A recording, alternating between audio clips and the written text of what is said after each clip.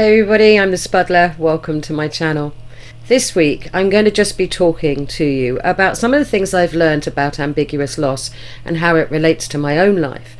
And I also then want to segue into, sadly, the Sebastian Rogers case and everything that's going on there, because it is just beyond reasonable and acceptable right now in my view. And I just really want to relate what I've learnt back to the behaviour in that case, and how that little boy, in my opinion, has been lost to everybody else's egos and desire to create a name for themselves. But that's just my opinion, and you're going to hear more about that later on in this video. But let's run the intro and let's get on with what I've got to say.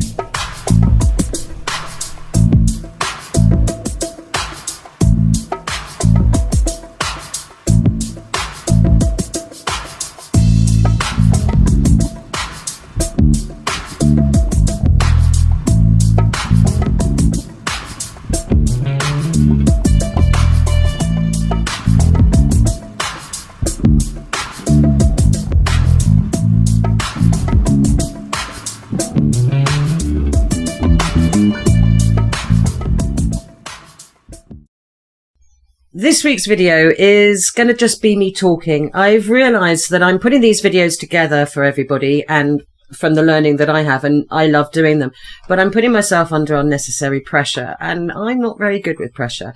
So what I've decided to do is every Sunday I'm just going to give you some thoughts and maybe reference some of my previous videos to justify a point or to explain where my thinking's come from.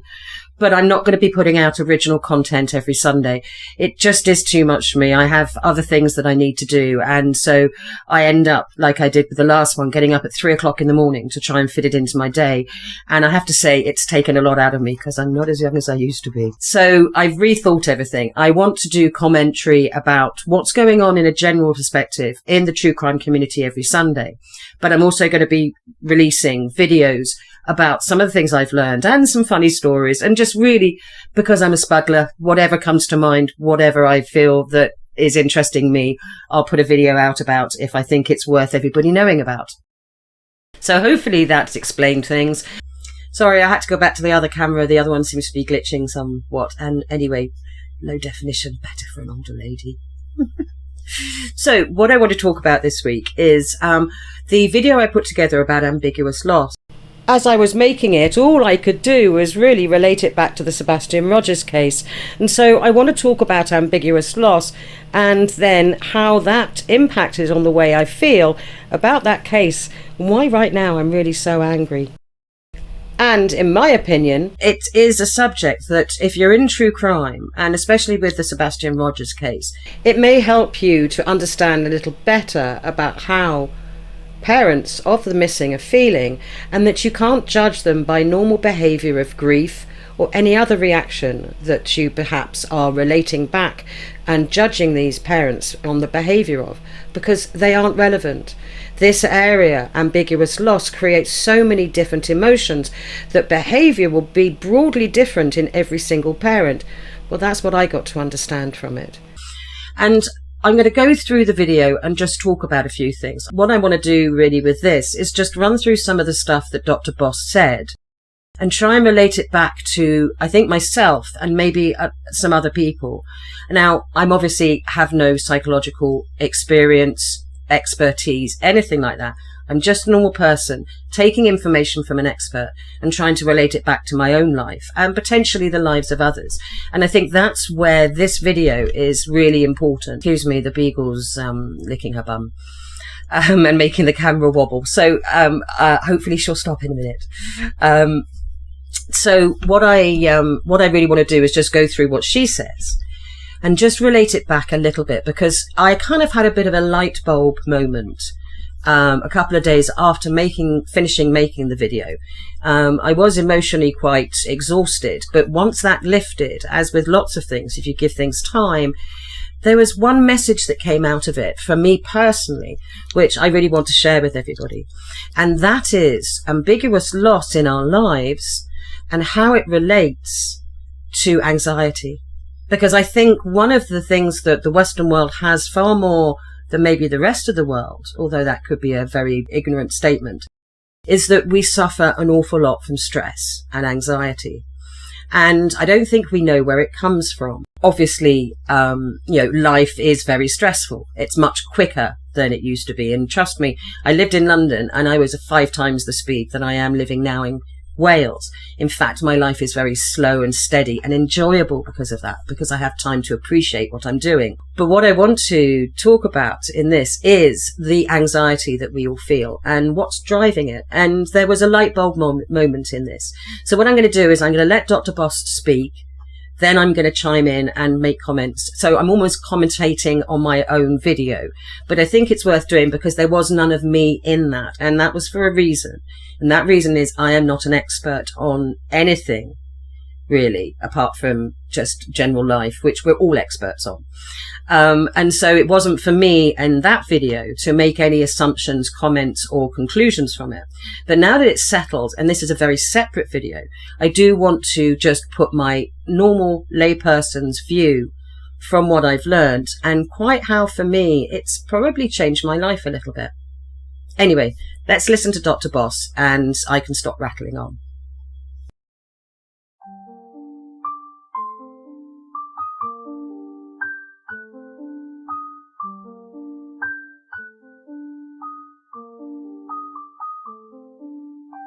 Well, ambiguous loss is simply an unclear loss. There's no death certificate. There's no certainty that that transformation has taken place. People have no certainty about the situation. There are 2 kinds of ambiguous loss that remain unclear. The first is physical. The second is psychological. An example of physical ambiguous loss would be people who are physically gone, but you don't know if they're coming back or not, so you keep them psychologically present. Soldiers who are missing in action, people who have been kidnapped, refugees who are separated, families who are separated, and so on. But more common examples would be divorce and adoption, and people who break up. And so people are still around and alive, but you're no longer with them. The absence is physical. So hopefully I'm back on the big camera and you've got me in a bit more resolution. And please, if I've scared anyone, I apologize. What I want to talk about in that bit is what's beginning to come out of that is ambiguous loss actually affects us all. We've all had bad breakups. We've all had people that have left and we've had things that are unsaid to them when they've left. We've had children. I haven't, but I'm sure a lot of you have had children that have left home. And that is a form of ambiguous loss. So I think we can relate it back to ourselves quite a lot. And therefore, I'm hoping that will give us a little bit more empathy towards these parents, because we automatically want to assume that they've done something. And although statistics say often that is the case, until there's any proof, we have no right to accuse them of anything, because they're at both ends of the spectrum. They're either horrendous people that harmed their child, or they are the biggest victims of a circumstance they had no control over. And that is, I think, every parent's absolute worst nightmare, to be where they are. So they're 2 extremes of emotions that you could feel towards these people. And it feels to me that we always go for them being the baddies. And for me, because they are in such a nightmare place, we really shouldn't be doing that. It's very cruel. And unless there is any tangible evidence or suggestion by law enforcement that they could potentially have done something wrong and they're just collecting the evidence together, I really don't think we have a right to do that. It is, for me, one of the cruelest things a human can do to another human is when they are at their absolute lowest point and are desperate to get out of the hell that they're in. We add to it by accusing them of some of the most heinous crimes. And if you think of it from that perspective, it is abhorrent. It really is abhorrent. We don't have to like the parents of missing children, but we do have to respect the fact that unless law enforcement give us an indication that they're side-eyeing them, we have absolutely no right to blame them for everything. And the people that are blaming them for things, well, they, for me, are the worst of the worst of humanity. Because if you're going to pick on someone in their lowest point, what sort of person does that make you? It makes you more than a bully. It makes you evil. So anyway, let's get back to Dr. Boss. What Dr. Boss was talking about was that we all feel some sort of ambiguous loss. Now, of course, our ambiguous loss is never going to be the same as some of these parents' ambiguous loss. And often we will be able to manage it, get over it, or it passes by because something is resolved very quickly. But with the parents, there is this big question mark that never, ever goes away. And the key that I got out of it, and watching the rest of what Dr. Boss has said, is it's the question mark that gives us the anxiety. So let me play a little bit more, and then I'll talk about that a little bit more as well. The second kind of ambiguous loss is psychological, and the examples are when the person is in front of you, perhaps living with you, they're there, but they're not there because their mind or memory is going. And examples would be Alzheimer's disease and traumatic brain injury, or serious mental illness, or frankly, addiction, where the person is there, but they're not the way they used to be. And again, more common examples would be those of us who disappear into our smartphones or our devices, even when we're with a child or with a partner over the dinner table. We're there, but not there. So there are two types of ambiguous loss. The first one you can relate to when a breakup of a relationship, when potentially a child moves out of home and goes to university or takes a job, and especially if you have loved ones that are in the military. That ambiguous loss, I think all of us, to a certain extent, can actually relate to. And when it comes to the other type of ambiguous loss, well, again, I think we can all relate to people we're trying to communicate with and they've got their head stuck in mobile phones. And I suspect that all of us at some point in our life has had either a friend or a family member who has had some sort of addiction, and as a consequence of that, they physically are in the room with you when you're with them, but emotionally they're completely disconnected. And of course, if you've been a carer for someone with dementia, Alzheimer's, or some sort of brain injury, as a carer, you are absolutely aware of what ambiguous loss feels like, because that's probably the nearest we can get to from the physical presence with emotional absence as a comparison to the parents of missing children who have an emotional presence and a physical absence. Now, some of the comparisons I've given you obviously seem very trivial compared to what emotionally these parents are going through. But by understanding what ambiguous loss really is, and by understanding the emotions that are coming to us in that sort of ambiguous loss, we can identify it, we've now got a name for it, and there are some things you can do to help it. But there's one fundamental thing that I found that came out of this, which we can all try to do, and it will really, really help. Because there was one thing that came out of the video that I was creating, and one slide that actually really caught my attention, and that was that ambiguity generates stress. And that was the light bulb moment that I kind of had. Dr. Boss has this concept of both and thinking, and it took me a while to get my head around it. So I'm just going to define it for you now, and then I'm going to let Dr. Boss explain to you in her own fabulous way what it really means. Both and thinking is a way of reasoning that involves considering multiple options or perspectives instead of making a binary choice between them. Now, the YouTube video that I've referenced next is where Dr. Boss is talking to a lady who is, I think, a psychologist, but she also is caring for her husband, who I believe has some sort of dementia or some sort of brain injury. She has a young family as well, and so she's talking from a carer's perspective and asking questions relating to her experience looking after her husband. But I think they are relevant to all of us, and Dr. Boss explains both and thinking a lot better here. Well, better than I can. One of the tools that I recommend is both and thinking, which is not typical American way of thinking. We like linear thinking and certainty. This is a more dialectical way of thinking. And that is you say to yourself, he is both here and also gone, which is as close to the truth as you can get.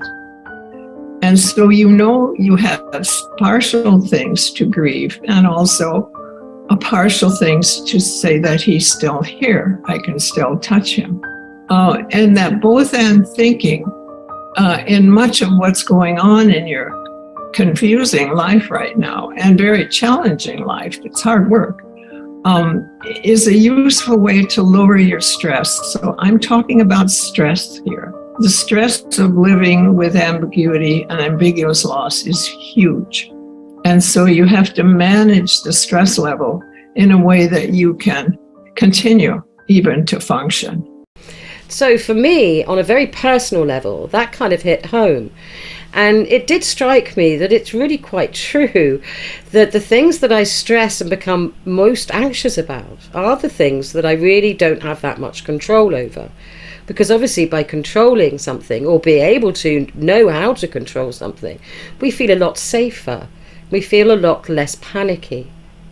And with computers and the world that we live in today, we are always very binary. It's a yes-no answer to things. Whereas in life, we have lots of grey areas.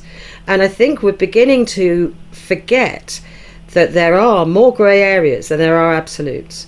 And that it's okay not to have the answer to something. For instance, we don't understand the meaning of life. And equally so, we can't accurately, and I mean accurately, predict the weather. We can put models together and we can have predictions, but really, weather is outside of our control. It's that sort of thinking that we need to put into the way that we deal with ambiguous situations that will really help us keep ourselves less anxious, more at peace with ourselves and the life that we lead. And I think this is the key to what Dr. Boss is telling all of us, not just people that are going through traditional and the most extreme type of ambiguous loss.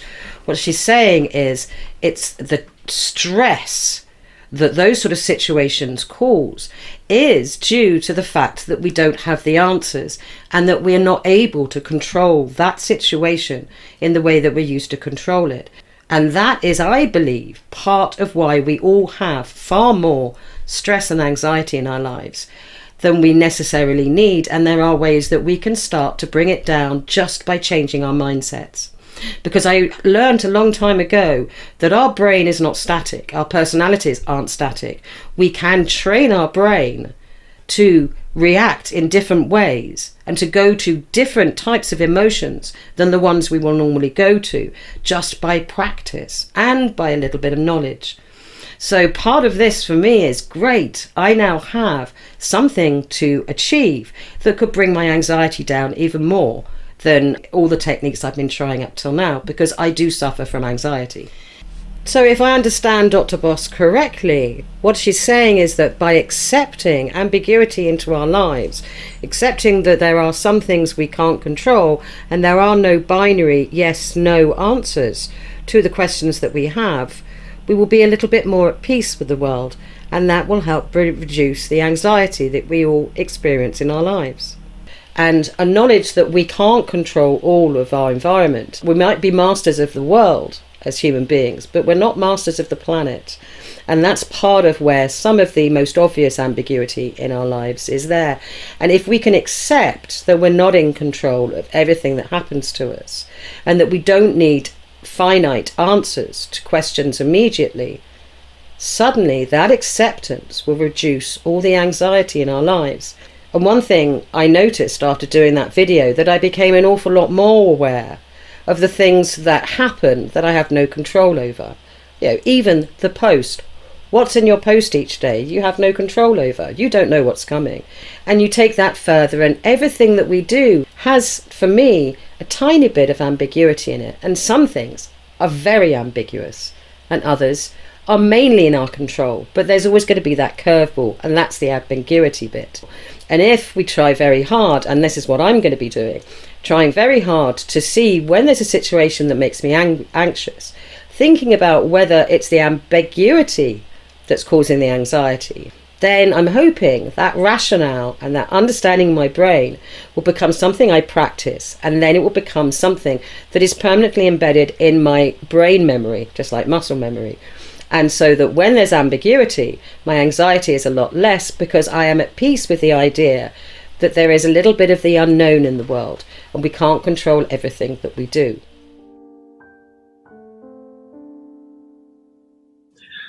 There are 6 guidelines that I've tested in the field with disasters and with therapy and clinic and in research that help people live with loss rather than seeking closure. The first is finding meaning. You have to make sense out of the loss, and many losses are meaningless. That is, they don't make sense. That too is a meaning. So the first thing we can try to do to reduce our anxiety is to find meaning. We need to make sense out of a loss or one of the ambiguous situations that we're in. And some of these things, well, they just have no rhyme or reason to them. They make absolutely no sense. And what seems to be helpful is to accept that there actually is no meaning. It is unfair. And in fact, by acknowledging that, we do actually give it meaning. And I guess putting it in simple terms, sometimes we just have to accept that there are no answers. And we have to try and learn to become peaceful with that knowledge. And I think for me, that's probably one of the biggest things that I need to keep in my mind and retrain my brain to, is an acceptance that unfairness or there not being an answer to a question and a reason for something, that's okay. That is as much of part of our lives as the things that we can predict and we can control.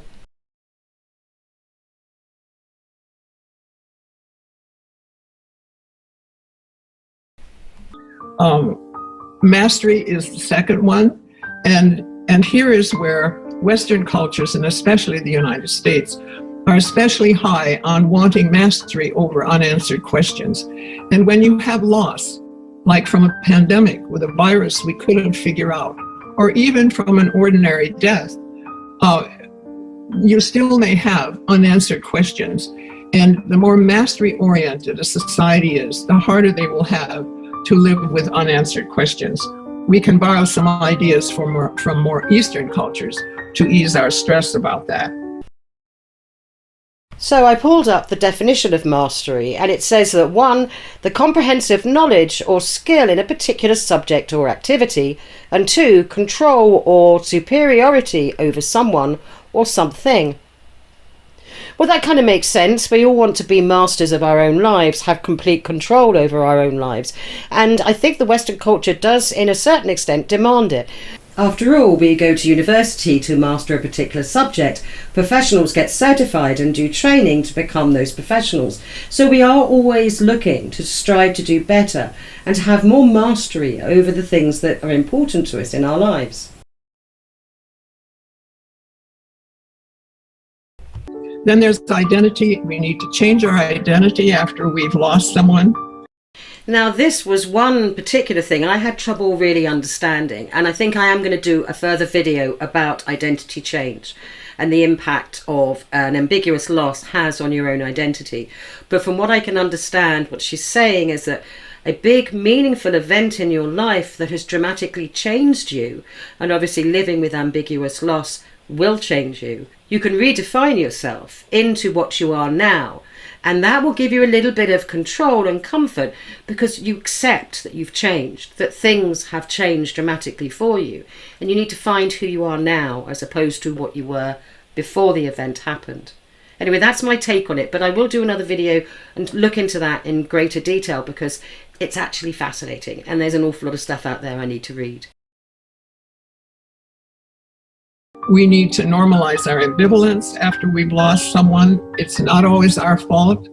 The deaths during the pandemic, many other deaths that come along from disease, accidents, old age, are not our fault. And yet there's a tendency for human beings to blame themselves. So again, I didn't really understand what normalizing my ambivalence or someone's ambivalence really meant. So this definition says having mixed feelings or contradictory ideas about something or someone.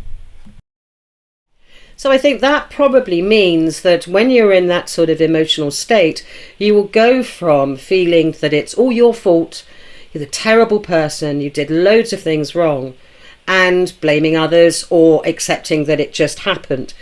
It's that instability of who you're blaming, how you're feeling about it, I think that they're talking about, and that you need to normalize that. And what I think they mean by normalize is put some rationale behind it and try and get it so that you're not in the extreme levels all the time, that you accept that you probably will go through these mixed emotions, but that you need to bring them into a level that isn't really having a detrimental effect on your well-being. But it's that up and down of the way that we feel guilt that I think is the problem, and that what she's trying to say is that you need to try and bring that into a reasonable, manageable amount of emotion, put it down a notch, accept it for what it is, and then move on, knowing that you'll have these feelings, but they are just the natural feelings that you're going to go through, because extremes of emotion are incredibly damaging.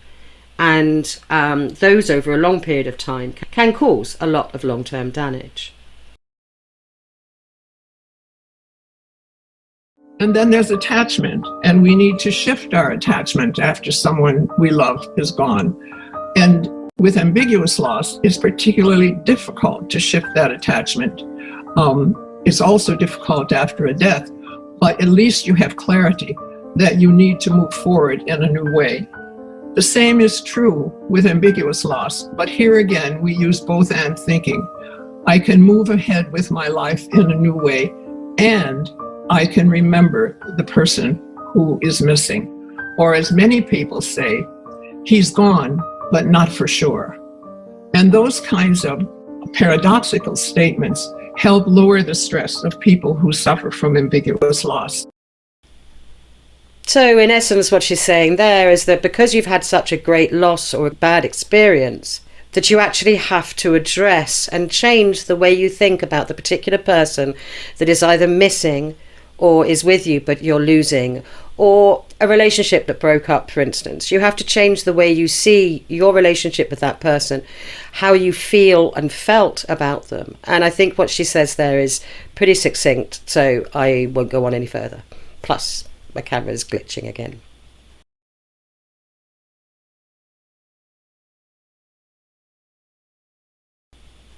It requires change with this kind of ambiguity. And therefore, the tolerance for ambiguity is what we're trying to increase.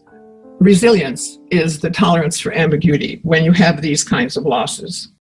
So from what I can get from that, the stress that an ambiguity causes us is actually quite large, but we probably don't realize it because there's going to be ambiguity in all of our lives all of the time, and I know that I bury that, and it builds up and it builds up, and then suddenly I have a bout of anxiety and I don't really understand where it's come from. So what I'm going to try and do is to diffuse that anxiety. Is every time I have a situation which has some ambiguity to it, some unknown factor, then I need to acknowledge it, give it the name, acknowledge that I'm going to be feeling anxious a little bit because of the ambiguity, and then that will help to provide me with some resilience. And over time, and it obviously will take quite some time to do, everything when it comes to your mind always does, I may end up feeling less anxious because I'm acknowledging, almost subconsciously by then hopefully, that there is some ambiguity in what's going on that particular moment in time, and that by acknowledging it, I'm accepting it, they become less stressful. But obviously change is the other part of ambiguous loss. You put it into a scenario of, say, somebody whose relationship has broken up. Well, you start to have to redefine yourself as yourself and not as you with a partner. And that change, again, can be incredibly anxious making. And the anxiety and stress that causes can be alleviated, from what Dr. Ross is saying, by acknowledging it, by giving it a name, actually adding it into acceptance of the things and the factors in your life that you can control and that there are some that you can't control, and be a little bit more at peace with it. That's what I'm understanding from it. You might have a different understanding of it because we're all different, and I'm relating it back to my own personal life and my own personal experiences. But I do believe that is the message that's coming out of this, is that ambiguity or lack of control over an entire thing that's going on in our lives is one of the main causes of the stress and anxiety that we feel, and that builds up over time. But by acknowledging it, giving it a name, and accepting it into the equation of our lives, then hopefully we'll become more at peace with it, and embrace the excitement of the unpredictable. Because at the end of the day, sometimes that is what makes life interesting. And it doesn't always have to end badly. You can have a wonderful surprise as well as a bad surprise. So my mindset is now going to be starting to think like that. I'm hoping it will help with my anxiety. It will make me generally less reactive to the world around me, and that I will find some sort of extra inner peace. How can you live with the stress of ongoing ambiguous loss? The ambiguity and uncertainty are the culprits, not your mental health. So those are the stressors. How do you live with that? One way to do that is both and thinking, where you hold two opposing ideas in your mind at the same time. She is gone, and she is both gone, and maybe not. He is here and also gone.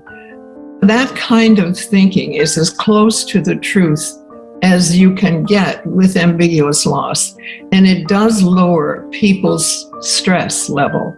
It doesn't fix the problem, but it is closer to the truth than either of those ideas would be alone. So you can't say somebody with Alzheimer's is totally present, and you can't say somebody who's been kidnapped that they are dead. You can't say that because you don't know. It's uncertain. And so both and thinking allows you to hold those two opposing ideas in your mind at the same time. And that takes an extra step of emotional maturity to do that. But people do learn to do that, and they're relieved to have that option. Like enduring a lesson that one is resisting, I learned with each loss that getting over it was not possible. I now walk with the tension of imperfect solutions and balance them with the joys and passions in my daily life. I intentionally hold the opposing ideas of absence and presence because I have learned that most human relationships are indeed both. So that's the end of the review I'm going to be doing on that particular video and my personal thoughts about how it's impacted my life. Hopefully you found something really quite interesting in this, because I did. I find this whole concept of ambiguous loss, one, a total light bulb moment for me, and two, it gives me a greater understanding of how some people in places in their lives that I'd never want to be in are actually feeling.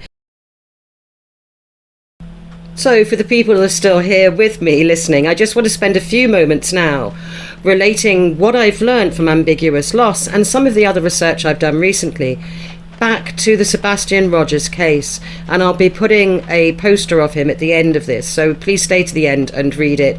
And I will be putting a link in the description of where you can download this poster yourselves. Now, I do know that Chasing, a friend of mine and another creator who an awful lot of you probably know, is currently creating a video, and I think she's going to do a live later on today, that is the 15th of September, where she'll be going into freedom of speech and very much what the Constitution from her perspective is and how it's being breached right now by many, many creators. So I'm not going to touch on that subject. It's not really for me to say either because I'm British. But freedom of speech is universal. It is something that we have in this country as much as America you have in yours. And contrary to what Bullhorn Betty thinks, we are not under a dictatorship and we are not censored in everything we do. We actually have general elections, and we don't have a king that rules over us. He reigns over us, and you need to know the difference. Anyway, sorry, had to get that one in. So I will put a link to Chasing's YouTube channel in the description. And when I get a notification that she's going live, I'll put it on my community wall, because I do believe that it's going to be incredibly interesting what her perspective is. And we are very similar minded and have a very similar idea of what's right and what's wrong, especially within true crime. So I can't wait to watch that. So the behaviour and some of the claims that are made by creators in the Sebastian Rogers case are, to be honest, really quite unforgivable. There is assumptions made that are turned into facts, people coming in to make a name for themselves others taking sides and threatening the other side. The whole thing is ridiculous. It's absolutely ridiculous. And Sebastian Rogers has been totally lost in this. So I'm going to spend a little bit of time having a bit of a rant, and I will be focusing that rant on Bullhorn Betty and the other people that are surrounding Seth Rogers at the moment. This isn't about Seth Rogers, and this is not about Katie or her family. This is about the people who are surrounding these poor parents and actually making this into a ridiculous, almost laughable circus. If it really wasn't for the fact that Sebastian was actually missing, I'd think we were all being trolled at the moment. I really do. The behaviour has got so out of hand. It is more fiction than it is fact. And now it all seems to be turning into some sort of constitutional freedom of speech political battle. And again, Sebastian Rogers is getting forgotten. They may say that they're doing this in his name, but what benefit is this doing that child? It's harming his mother, and it's taking the focus completely off finding this child. And instead, it's all about one creator and their belief that freedom of speech means they can say and do whatever they like, and the Constitution will protect them. Well, as a Brit and just an observer of all this, that's how I see it. And these creators who use Sebastian Rogers as a shield and a weapon to say whatever they want, and let's face it, attack his mother, the person he loves dearly, and those that attack his father, who again, Sebastian Rogers loves dearly. Well, if you see it from that perspective, and the fact that these creators are simply attacking the missing child's loved ones, you can see that they really aren't working in the best interests of that child. And it seems that these creators somehow feel justified in destroying the lives of these parents even further, whilst being aware of the current hell they are experiencing. So I now want to talk about the Bullhorn Betty issues and her belief that her freedom of speech is absolute and far more important than the welfare of anyone else. We all have freedom of speech, and people that push the freedom of speech, as she does, so that it directly harms others, and she thinks she can get away with it, well, she can't, because she is encroaching on the happiness and the well-being of other people, and her right to say whatever she wants, no matter how foul it is, it's okay. Well, it isn't, because that fundamentally affects other people's lives, and one single voice is not more important than the welfare of others. And one person's right to speak does not override the quality of life and the happiness of many others. That's what living in a civilized society is all about. And when it comes to the personal attacks on the mother of Sebastian Rogers and the constant accusations that in some way she harmed her child, well, I think that's disgusting. And I do truly believe that any creator out there that has direct contact with any parent of a missing child should go off and get some knowledge and some training, or just do a little bit of reading and understand a little bit more about what they're going through, and therefore come at their judgments with an openness and an understanding of reality, not just relating it back to their own lives and what they think the standards of behaviour should be in that particular circumstance, because it isn't for us to say, and we can't judge them because we've not been there. The only people that can judge parents of missing children are parents of missing children. Anybody that is surrounding Seth and encouraging this sort of hate in him, well, they also should be ashamed of themselves, because they're dealing with an incredibly vulnerable man, and they have weaponized him against an incredibly vulnerable woman. And she doesn't deserve it, nor does her family. There is absolutely no evidence out there that she did anything to her child right now. And for blaming her and blatantly accusing her and saying that she's done this, then what you're doing is you are doing the worst thing you could possibly do to someone who is in the worst position of their lives. And without any indication from law enforcement that she's a suspect, you have no damned right. And that, in my mind, makes you a particular type of evil. But I guess Bullhorn Betty's not going to watch this video, and even if she does, she's not going to think it relates to her and that I don't understand her and that maybe I'm a hater. But all I know is that there is a woman out there who is going through the worst time of her life, along with the rest of her family, and you are using that for your own personal gain, and you're also not being good to Seth. Because in my opinion, now that I've learned more about ambiguous loss, you need to, if you're going to survive this and move on with your life, you need to have some resilience to ambiguity. And by encouraging him to have a finite answer to what happened to his son and to blame his ex-partner, which, let's face it, is the easy option, well, I think you're doing him a disservice. The hate and the definite answer to the question that you are encouraging in Seth is neither helpful, but it's also harmful. Because he has to understand, from what I can gather, and appreciate the fact that there may not be an answer, and there are a multitude of options out there, and he has to come to terms with that. But you're not letting him, you're not allowing him to. All the searches and the various activities that are going on is his desperate need to find something positive and tangible to do to help to find his son. But along with that, he is also focusing all of his hate and definite ideas of what the answer to these questions are on his ex-partner. And you are helping him and encouraging him positively to do that. And that, not only for his ex-partner, but for himself, can be, from what I've read, incredibly damaging. I've heard creators justify talking about the personal health issues of the mother as being in the public interest. Well, it isn't. I've heard people justifying all that they're talking about because they're journalists, but they're not. And the reason why I say that is, one, they can't write a sentence, and two, they have probably never read the code of ethics for journalists in their life. And if they have, they don't think it applies to them. So that makes them not a journalist in my mind. And I will be doing a video about journalistic ethics and the international code in a few weeks' time. I just need to get the information together. I've heard people use this child as the shield and the justification for everything that they do, which is really morally reprehensible to me. And these creators are the worst of the worst. And they think that they can get away with whatever they do. They can harm someone they've never met and think it's justifiable because it's in the name of a missing child. Well, it isn't. And the people that you're attacking are the people that that child loves dearly. So you're harming the child.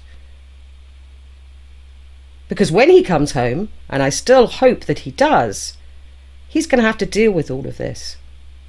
And we, collectively as a community, did it. And in the case of Bullhorn Betty, I will say it, she has no place on this platform. None. You cannot do that sort of thing to an innocent woman, because she is innocent until she's proven guilty, and there aren't even any suggestion that she might be guilty. If you continue to do this to one woman who is at her lowest moment, and you use your public platform to do it by, well, for me, that makes you a monster. So there's the rant over with, but now I just want to briefly talk about what we can do as subs and as viewers and consumers of true crime to actually try and clean it up a bit. And there's one thing that we all have the power to do, and that is not to watch. It's really tempting to go over and watch the likes of Bullhorn Betty to see how badly she's behaving today. But by doing that, you're rewarding her. You're rewarding her financially and rewarding her with feeding her need for publicity and for attention. There are lots of clip channels out there and review channels. Let them go and get what Betty is saying or various other videos and watch them with them, because at least then you're not encouraging and paying these bad actors to continue. Part of why we watch true crime is that we want to analyse, we want to understand human behaviour, we want to learn for safety reasons, and also if we've been in a particular situation ourselves, we want to see it from somebody else's point of view who's going through the same thing. But when we research and look into these true crime cases, and especially the ones that are active, we need to do this with a degree of research and knowledge before we make any judgments and comments about behaviour and actions of the families of the missing. So maybe we just need to start to expect more from the creators, expect them to do some planning before they hit the live button, and hold them to a higher standard that perhaps we are now.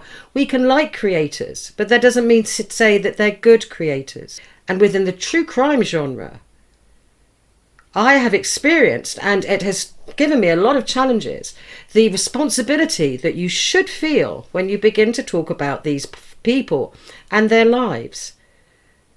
Because there is a huge amount of responsibility that creators have. And if they don't want to acknowledge that responsibility, well, I don't really want to watch them.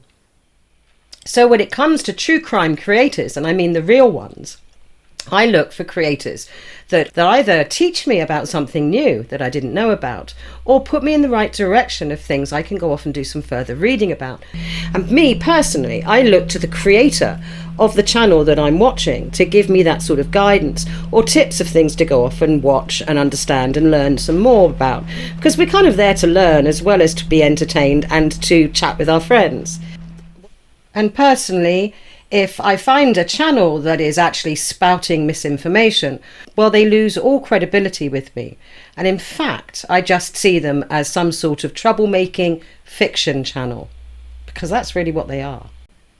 And we really shouldn't need to have other channels, a subgenre of true crime that is dedicated purely to try to rectify the misinformation that these true crime creators are putting out there. It just seems crazy.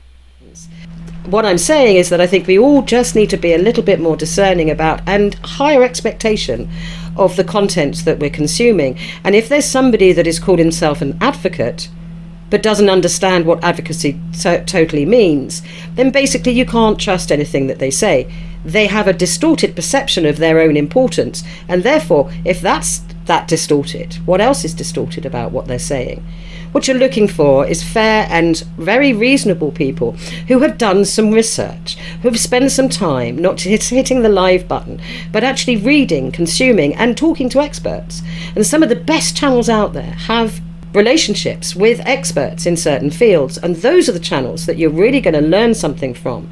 And then you can bring it back to the less knowledgeable channels and actually help guide them into what they're saying, because the subs, us as subs, we kind of had the power. Now I watch channels which I know aren't good true crime channels, but I enjoy going into the chat and talking to people and listening to what they're saying for very different reasons. But when I want to go and expand my knowledge, I go elsewhere. And when I want to find out truly about a case, I go elsewhere. So it's just really being able to go away, find some information yourself, go to channels that actually do the work before they present you a story. They go and do some research into it. Some of them have even gone out and got training and physically got certified in certain things so that they can understand these things better. Others already have that experience and training and are bringing that to the platform. And that's where you're going to actually learn something. And you're going to grow as a person. Your life is going to become fuller. It's going to become far more colourful because you understand the world that you live in far more. And your fulfillment and enjoyment of true crime will be less about the negative emotions that we all have and more about the positive ones. Because being angry all the time isn't good for you. Accusing everybody of everything and side-eyeing everybody isn't good for you. It's good in small amounts, and we all do it. It seems to give us some sort of pleasure. But having all those negative thoughts all the time isn't good for you. Looking at everybody with a side eye isn't good for you. It will infect your real life eventually because you're practicing this type of emotions and way of thinking. But let's face it, most of the channels that cover, for instance, Sebastian Rogers and are still covering Sebastian Rogers, they're not going to inform you of anything. And obviously, the most fundamental thing that you should expect from a true crime creator is facts, not misinformation. And as subs, we also need to be very careful that if we hear something in a chat, we go and double check it before we then pass that information on to somebody else, because an awful lot of the misinformation starts like that too. And personally, I also believe that every viewer, every sub has their own mind, and they have the right to make their own mind up. So creators that come in having decided an outcome for something and literally just telling you what their opinions are without putting the other side of the argument, without providing some sort of balance, then they're really kind of condescending you, because they're making up your mind for you. And I don't think anybody has the right to do that. But I think in a certain way we don't realise that's what they're doing.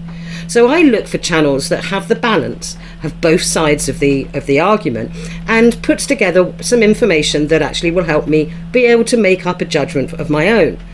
If that judgment has already been made for me, well, I actually find that insulting, and I tend to move on. But that's just me personally. Obviously, everybody has their own right to view whatever they want. I'm just telling you what I like in creators, and that there is sadly very few of those types of creators out there. And one thing that has just occurred to me is that as consumers of true crime, I don't think we can cope with ambiguous loss and ambiguity either. And I have to confess that I'm getting pretty sick of this need to find a goodie and a baddie in every story when there are no answers to most of the questions. It feels like us as consumers and subscribers to these channels are almost demanding answers when there are no answers to be had. And therefore it does indicate to me that we find ambiguity pretty stressful too. Just think how that then equates down to the poor parents who are living with this daily. And the stress of that must be horrendous. And as we know, stress is incredibly damaging, both physically and mentally. And that's not something to laugh at. And it's most definitely not something to add to. But there are creators out there that have absolutely no compassion whatsoever. And I think after a while you'll begin to see who those are. They pretend it's for the children. They pretend that they are advocates for children. But they have no training. They're just saying that. And they're using a child as an excuse to attack people and be mean and to express their freedom of speech. Well, freedom of speech only goes a certain way. And the Constitution is there to protect everybody, not just you, Bullhorn Betty. Remember that. Anyway, thank you for watching. That's my rant over for this Sunday. I hope you enjoyed the video. I hope you found some interesting things in here. And please go off and do some reading about ambiguous loss. It is fascinating. And I think we can relate it all to all of our daily lives. And I hope that it will help my anxiety go down a little bit. And maybe if you start to practice some of the tips in there, it'll help you too. Anyway, please hit the like button, leave me a comment, because I love the comments and I love responding with people, and some of the comments make me really giggle. And I will see you in chat somewhere, sometime, well, maybe